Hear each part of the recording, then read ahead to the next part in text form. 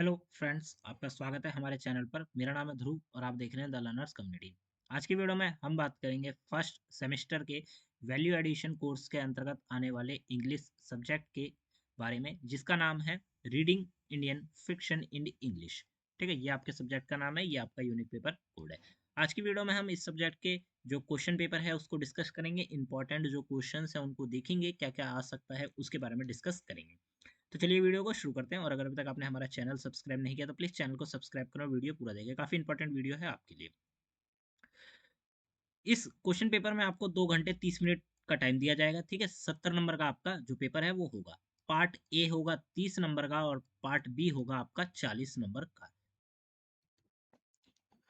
Part A की अगर हम बात करें तो 30 नंबर का जो है पार्ट ए होगा। अब यहाँ पे कुछ इंस्ट्रक्शंस दिए गए हैं, ये आपको पता होने चाहिए एग्जाम शुरू करने से पहले। ठीक है, नहीं तो आप हो सकता है कि क्वेश्चन गलत कर दें। ठीक है, there are 4 questions in a total in the question paper. ठीक है, एक प्रकार से पार्ट ए में आपके 4 क्वेश्चन दिए गए हैं। ठीक है, टोटल नंबर ऑफ क्वेश्चन कितने हैं? 4। Student are required to answer 3 questions. ठीक है, मतलब आपको 3 क्वेश्चन अटेम्प्ट करने ही है। पार्ट ए में आपको 3 क्वेश्चन अटेम्प्ट करने हैं, जिसमें कि पहला जो क्वेश्चन है वो कंपलसरी क्वेश्चन है। ठीक है, first question is compulsory question, it has 3 points. आपका जो पहला क्वेश्चन है वो कंपलसरी है, उसमें 3 पॉइंट्स दिए गए हैं, जिसमें से आपको एनी 2 क्वेश्चंस जो पॉइंट्स हैं उनको क्या करना है उनके आंसर देने हैं। ठीक है, अब यहाँ पे आपके अगर हम इसमें आते हैं, फिर चौथे पॉइंट में बताया गया there are 3 long answers question. यहाँ पे पहला जो क्वेश्चन है वो शॉर्ट का हो सकता है, शॉर्ट आंसर का है। ठीक है, जैसे यहाँ पे लिखा गया शॉर्ट नोट्स, तो पहला क्वेश्चन आपका शॉर्ट नोट्स का है। फिर बचे हुए जो 3 क्वेश्चन है वो आपके लॉन्ग आंसर के। Student have to write any two from there from here, each question is 10 marks. आपको पहला क्वेश्चन करना कंपलसरी है। बचे हुए 3 क्वेश्चंस में से 2 क्वेश्चन अटेम्प्ट करने हैं, जिसमें से कि प्रत्येक क्वेश्चन 10 नंबर का है। ठीक है, क्वेश्चन नंबर 1 की अगर हम बात करें तो यहाँ पे आपको शॉर्ट नोट्स लिखना है किन्हीं 2 टॉपिक्स पर। आपका 5 नंबर का हर एक टॉपिक है। और ठीक है, 2 टॉपिक्स कंप्लीट करेंगे मतलब आपका 10 नंबर का ये जो क्वेश्चन है ये तैयार हो जाएगा। Do you think fiction helps readers to understand human nature better?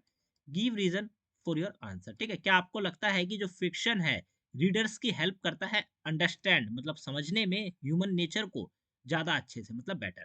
ठीक है, मतलब जो फिक्शन है क्या वो एक प्रकार से कह सकते हैं रीडर्स जो कि किताब पढ़ते हैं, ठीक है, जो पढ़ते हैं, रीडर्स की हेल्प करता है ह्यूमन नेचर को ज्यादा अच्छे से समझने में? अगर हाँ तो आपको अपने रीजन देने हैं। ठीक है, बी में पूछा गया मैरिज इन आनंदमठ, और सी में पूछा गया है लाल कंशीराम इन आजादी। ठीक है, ये 3 टॉपिक्स आपके दिए गए, जिसमें से 2 आपको क्या करने हैं, कंप्लीट करने हैं। अब क्वेश्चन नंबर आगे बढ़ते हैं। ठीक है, तो यहाँ पे बचे हुए जो क्वेश्चन दिए गए वो लॉन्ग क्वेश्चन है। अटेम्प्ट एनी 2 क्वेश्चन, आपके 10-10 नंबर के 2 क्वेश्चन आपको इन 3 में से अटेम्प्ट करने हैं। दूसरा क्वेश्चन पूछा गया है fiction is true human history, true then history comment. ठीक है, यहाँ पे एक क्या दिया गया, स्टेटमेंट दी गई है कि fiction is truer than history, जो इतिहास है फिक्शन उससे ज्यादा सच्चा है। तो ये जो स्टेटमेंट है इसके ऊपर आपको कमेंट लिखना है, इसको एक्सप्लेन करना है। ठीक है, तीसरे क्वेश्चन में पूछा गया how do you how do history and romance intersect in Anandamath, explain. ठीक है, how do history and romance, जो हिस्ट्री और रोमांस है, इंटरसेक्ट एक दूसरे के साथ कैसे इंटरसेक्ट करते हैं किसके अंतर्गत? आनंद मत के अंतर्गत। तो ये आपको एक्सप्लेन करना है। चौथे क्वेश्चन में पूछा गया है Gandhi prefigures as an important present in आजादी, डिस्कस। ठीक है, तो जो गांधी है वो प्रीफिगर्स थे एज एन इंपॉर्टेंट प्रेजेंस। ठीक है, मतलब इंपॉर्टेंट प्रेजेंस थी उनके किसके अंतर्गत? आजादी के अंतर्गत। तो ये आपको डिस्कस करना है, इसको एक्सप्लेन करना है। ठीक है, आप समझ गए कि पहला क्वेश्चन हो सकता है, मतलब आपके जो क्वेश्चन पेपर मिलेगा चांसेस है कि उसमें पहला क्वेश्चन आपका कंपलसरी होगा। ठीक है, जिसको आपको करना ही करना है। बचे हुए जो 3 क्वेश्चंस होंगे अगर सेम पैटर्न आपके एग्जाम में फॉलो किया जाता है, ठीक है, ये प्रीवियस ईयर का क्वेश्चन पेपर है तो चांसेस है कि यही पैटर्न आपके एग्जाम में भी आए, तो पहला क्वेश्चन आपका कंपलसरी रहेगा। बचे हुए 3 क्वेश्चन पार्ट ए में से बचे हुए 3 क्वेश्चन में से आपको 2 क्वेश्चन अटेम्प्ट करने हैं। पर क्वेश्चन आपका 10 नंबर का है और आपकी किताब के अंतर्गत से पूछा जाएगा, फिक्शन के बारे में आपसे पूछा जा सकता है। अब पार्ट बी की बात करते हैं। 40 नंबर का आपका पार्ट बी है। पार्ट बी में आपको टोटल 6 क्वेश्चन दिए गए हैं, जिसमें से आपको 4 क्वेश्चन अटेम्प्ट करने हैं और प्रत्येक क्वेश्चन 10 नंबर का है। अटेम्प्ट एनी 4 क्वेश्चन, ठीक है। ये लॉन्ग आंसर क्वेश्चन है, शॉर्ट आंसर क्वेश्चन नहीं है। Illustrate the difference between the novel and stories, novel और स्टोरीज के बीच में जो डिफरेंस होता है वो आपको यहाँ पे बताना है। दूसरे क्वेश्चन में पूछा गया write a short note on a role of sanyasi in Anandamath, ठीक है। आपको क्या लिखना है, शॉर्ट नोट लिखना है किसके ऊपर, रोल ऑफ, मतलब रोल था सन्यासी का, जो रोल था आनंदमठ के अंतर्गत, उनके ऊपर एक शॉर्ट नोट्स लिखना है।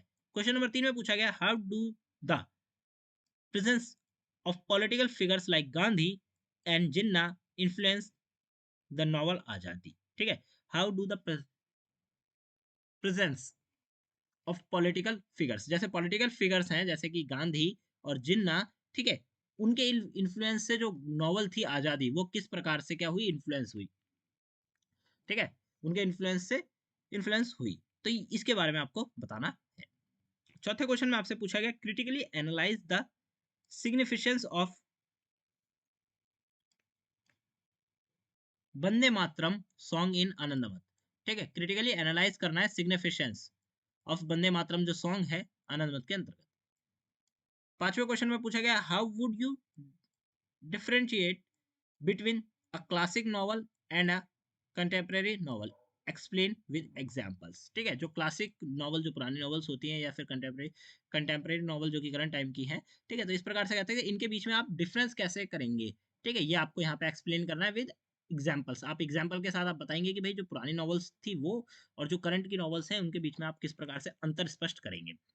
छठे क्वेश्चन में पूछा गया द नॉवल आजादी डिपास्ट the immeasurable pain and bloodshed in the week in a wake of historical event, explain, ठीक है। जो आजादी नॉवल है एक प्रकार से उसके अंतर्गत काफी आप कह सकते हैं इमर्सिबल जो पेन है और ब्लड शॉट है इन अ वेक ऑफ हिस्टोरिकल इवेंट, वो उस चीज को दिखाती है।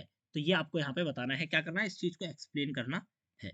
अब ये जो क्वेश्चन पेपर है आपका reading Indian fiction in English, ठीक है, ये क्वेश्चन पेपर है आपका प्रीवियस ईयर का, ठीक है। तो आपको क्या करना है, इस क्वेश्चन पेपर के जितने भी क्वेश्चंस हैं उनको अच्छे से कवर अप कर लेना है, ठीक है। जो भी छोटे बड़े क्वेश्चन पूछे गए हैं, ठीक है, लॉन्ग आंसर्स के जो क्वेश्चन है आप उनको अच्छे से कवर अप करिए, ठीक है, उनके आंसर्स को तैयार करके रखिए, क्योंकि बहुत ज़्यादा चांसेस हैं कि यही क्वेश्चन डायरेक्ट आपके एग्जाम में पूछ लिया जाए आपसे, ठीक है। तो चांसेस यही है, इसीलिए आपको क्या करना है, इन क्वेश्चंस को अच्छे से प्रिपेयर कर लेना है। ये क्वेश्चन पेपर आपको हमारे app the learners community DUSL पे भी मिल जाएगा, लिंक आपको डिस्क्रिप्शन बॉक्स में मिल जाएगी ऐप की। ऐप के अंतर्गत आपको नोट्स, ठीक है, स्टडी मटेरियल, कॉलेज के question papers, new question papers, syllabus, ठीक है, और कॉलेज के अपडेट्स, ये सारी की सारी चीज़ें आपको हमारे किसके अंतर्गत, ऐप के अंतर्गत देखने को मिलेंगी, जो कि आपके लिए काफ़ी ज़्यादा हेल्पफुल रहेगी। आप फर्स्ट ईयर के स्टूडेंट हैं, आपके ग्रेजुएशन कंप्लीट होने तक हमारा ऐप आपकी हेल्प करेगा, ठीक है। तो जाइए ऐप को डाउनलोड करिए, ऐप में सब कुछ फ्री ऑफ कॉस्ट है, कुछ भी आपको पे नहीं करना है, ठीक है। आप डायरेक्टली नोट्स से स्टडी कर सकते हैं। मिलते हैं अगली वीडियो में। Thanks for visiting on my channel guys.